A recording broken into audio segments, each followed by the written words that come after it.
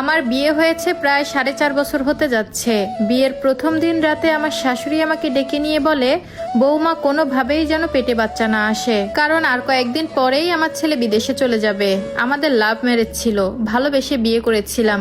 বিয়ের 1.5 মাসের মাথায় আমার বর বিদেশে চলে যায়। আমি আমার স্বামীকে অনেকবার রিকোয়েস্ট করেছিলাম যেন বিদেশে না যায়। দেশে বসে যতটুকু ইনকাম করে আমি ততটুকুতেই হ্যাপি, কিন্তু আমার শাশুড়ি বারবার বাধা দেয়। আমার স্বামী আমাকে বলেছিল 1 বছরের মাথায় সে দেশে আসবে, কিন্তু আজ 4.5 বছর পার হওয়ার পরেও সে দেশে আসতে পারেনি। দেশে আসতে না পারার জন্য একমাত্র দায়ী তার মা, বাবা আর বোন। প্রথম বছর যখন আমার স্বামী দেশে আসতে চায়, তখন তার মা বলে, তোর বোনের বিয়ে ঠিক হয়েছে, আগে বোনকে বিয়ে দে, তারপর দেশে আসিস। আমার শ্বশুরবাড়ির গ্রামের নিয়ম অনুযায়ী মেয়েদের নর্মালি সকালে দেখে বিকেলে বিয়ে, মানে সকালে যদি কোনো মেয়েকে দেখতে এসে পছন্দ হয়ে যায়, তাহলে বিকালে 10-15 জন বরযাত্রী, তাও পুরুষ মানুষ, গিয়ে বিয়ে পরিয়ে নিয়ে আসে। ঠিক আমার বিয়ের সময়ও এই আচরণটা করেছিল আমার শ্বশুর শাশুড়ি। আমার মা বাবার অনেক ইচ্ছা ছিল আমাকে খুব ধুমধাম আয়োজন করে বিয়ে দিবে, কিন্তু তারা গ্রামের বাজার থেকে একটা কোনো রকম নর্মাল শাড়ি কিনে এনে বিয়ে করে নিয়ে যায়। আমার মা বাবা কোনো ঝামেলা করেনি,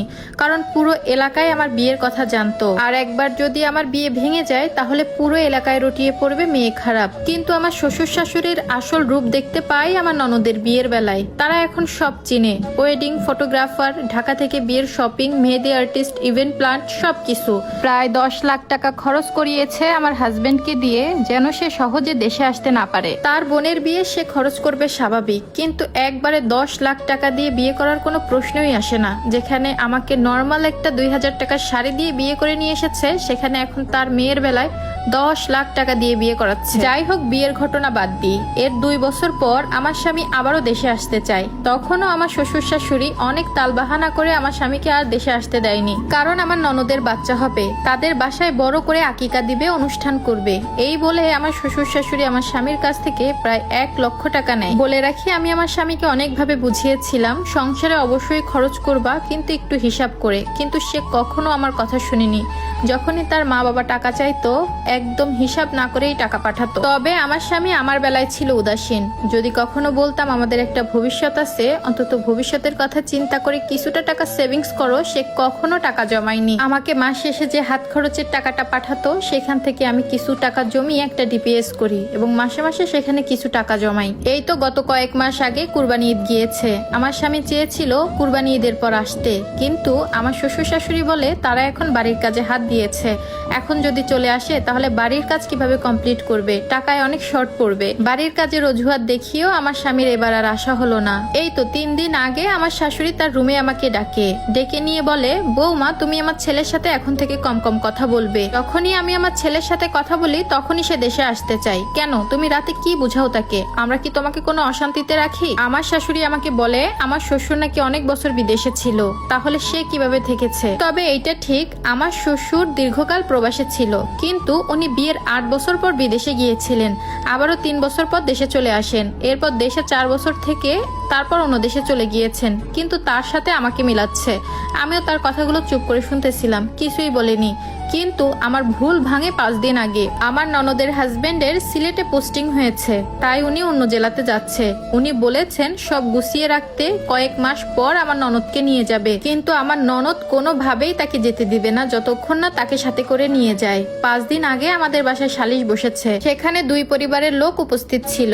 এর মাঝে আমার শাশুড়ি চেঁচিয়ে বলে ওঠে, জোয়ান মেয়ে জামাই ছাড়া কিভাবে থাকবে? যদি জামাই সাথে করে না নিয়ে যায়, তাহলে যাতে তাদের মেয়ে তাদেরই ফেরত দেয়। বিচার শেষ করে আবারও আমার স্বামীকে ফোন দেয় আমার শাশুড়ি। ফোন দিয়েই বলে, বাবা 50,000 টাকা লাগবে, তোর বোন তার জামাইয়ের সাথে সিলেটে শিফটিং হবে, নতুন বাসা সাজাতে কিছু টাকার প্রয়োজন। তবে এবার দেখলাম আমার স্বামী তার মায়ের সাথে অনেক রাগারাগি করতেছে, মানে টাকা পাঠাতে চাচ্ছিল না। তার মেয়ের সংসার সে সাজাবে, এখন সে কেন কষ্ট করে টাকা পাঠাবে? যাই হোক, অনেক জোরাজুরির পর মনে হয় 20 থেকে 25,000 টাকা পাঠিয়েছিল, কারণ আমি এই ব্যাপার নিয়ে আমার স্বামীর সাথে কোনো প্রকার কোনো কথা বলতাম না। এসব পরিস্থিতি দেখে যা বুঝলাম, আমার স্বামী আগামী 5 বছরেও দেশে আসতে পারবে না। এরপর আমার স্বামীর সাথে বেশ কয়েকদিন আমার কথাও হয় না, মনটাও বেশ খারাপ ছিল। গতকাল সন্ধ্যায় সে আমাকে অনেকবার ফোন দেয়, ফোন রিসিভ করতেই সে হাউমাউ করে কান্না করে দেয়। আসলে পুরুষ মানুষ তো প্রবাসে থাকে, সহজে কান্না করতে চায় না। তারপরও আমাকে বলল, এতগুলো বছর আমি প্রবাসে আছি, আমার পরিবার কখনো আমাকে বলল না বাবা একবারের জন্য দেশে আয়। আমার বোনের বিয়ে হলো,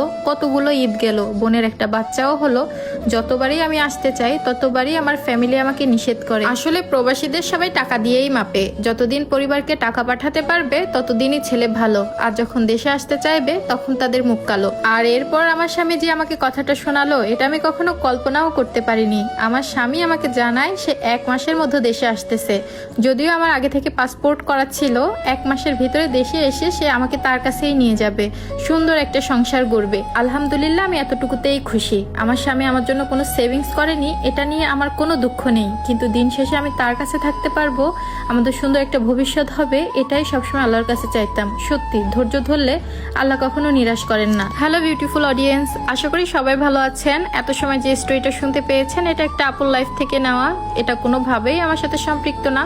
তবে একটা কথা বলতে চাই, প্রবাসীদের অন্তত দয়া করে কিছু টাকা সেভিংস করা উচিত। অনেক প্রবাসী ভাইয়েরা আছে যারা তাদের বউয়ের কাছে টাকা পাঠাতে ভয় পায়, বউ যদি আবার টাকা নিয়ে চলে যায়, কিন্তু দিন শেষে সেই পরিবারকে সব টাকা পাঠিয়ে দেখবেন বউয়ের জমানো কিছু কষ্টের টাকা দেশে আসার পর বউ তার স্বামীর হাতে তুলে দেয়।